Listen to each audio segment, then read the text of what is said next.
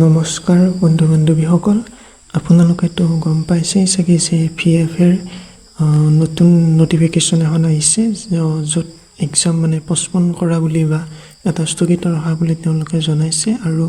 এতিয়া মানে কি হ'ল আমিতো গম পোৱা নাই যে তেওঁলোকে কিহৰ কাৰণে স্থগিত ৰাখিছে বা কি কাৰণত এই মানে প্ৰচেছটো তেনেকুৱা হ'ল কিন্তু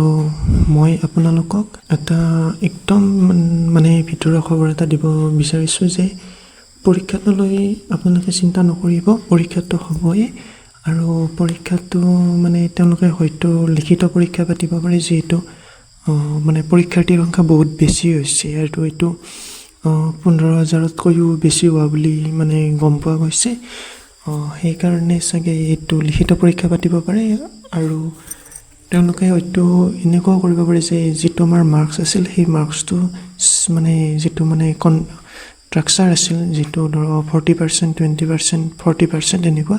সেইটো হয়তো চেঞ্জ হ'ব লাগে যিহেতু লিখিত পৰীক্ষা হ'ব বুলি এটা মানে আমি গম পাইছোঁ আৰু এইটো এই যিটো নটিফিকেশ্যনখন ওলাইছে মানে যিটো এডভাৰটাইজমেণ্ট ওলাইছিল আচলতে যিটো এডভাৰটাইজমেণ্ট ওলাইছিল এই এডভাৰটাইজমেণ্টটো কেঞ্চেল হ'ব লাগে মানে হ'ব পাৰে আৰু কেঞ্চেল হ'ব পাৰে আৰু নতুনকৈ এপ্লিকেশ্যন খোলা দিব চাগে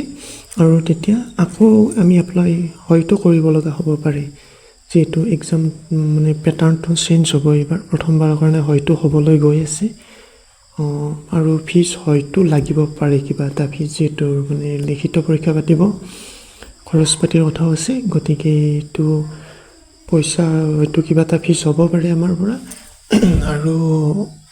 লিখিত পৰীক্ষাটো হ'বই মানে এইটো 99.99% মানে সম্ভাৱনা আছে গতিকে আপোনালোকে পঢ়া পাতিবিলাক ভালকৈ কৰক প্ৰিপাৰেশ্যনটো বেছিকৈ কৰক আগতকৈ